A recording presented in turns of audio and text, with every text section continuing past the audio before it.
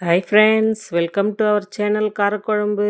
இன்றைக்கி ஒரு சூப்பரான கருவேப்பிலை துவையல் தான் எப்படி ஈஸியாக செய்கிறதுன்னு பார்க்கலாம் வாங்க. அதுக்கு அடுப்பில் ஒரு கடாயை வச்சுக்கோங்க. ஒரு கரண்டி அளவு எண்ணெய் சேர்த்துக்கோங்க. ஒரு 1/4 கப் உளுத்தம்பருப்பு எடுத்துக்கோங்க. அதையும் அதில் சேர்த்துடுங்க. சேர்த்துட்டு நல்லா கொஞ்சம் பொன்னிறமாக வறுத்துக்கோங்க. இப்போ அது கூடவே 2 பச்சை மிளகாய் காரத்துக்கு,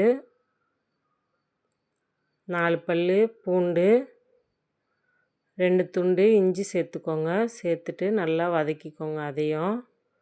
இப்போ இந்த துவையலுக்கு புளி வேணும். அது ஒரு நெல்லிக்காய் சைஸ் அளவு கொட்டையெல்லாம் நீக்கிட்டு சேர்த்துக்கோங்க. இப்போது ஒரு கைப்பிடி துருவின தேங்காய் சேர்த்துக்கலாம். சேர்த்து அதையுமே நல்லா வதக்கிக்கோங்க.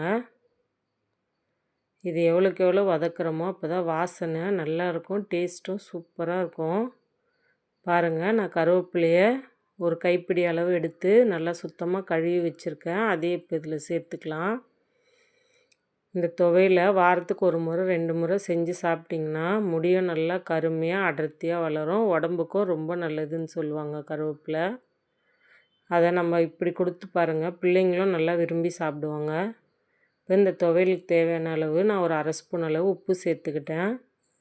சேர்த்துட்டு நல்லா பாருங்கள், இது போல் வதக்கிக்கோங்க. அடுப்பை சிம்மில் வச்சுட்டு நல்லா வதக்கிக்கோங்க. அப்போ தான் நம்மளுக்கு டேஸ்ட்டும் சூப்பராக இருக்கும். இந்த துவையில் நம்ம இட்லி, தோசை, சாதத்துக்குமே வச்சு சாப்பிட்டா சூப்பராக இருக்கும்.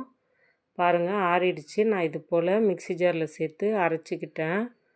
ரொம்பவே குயிக்காக செய்யக்கூடிய ஒரு துவையல் தான். ட்ரை பண்ணி பாருங்கள். Bye friends.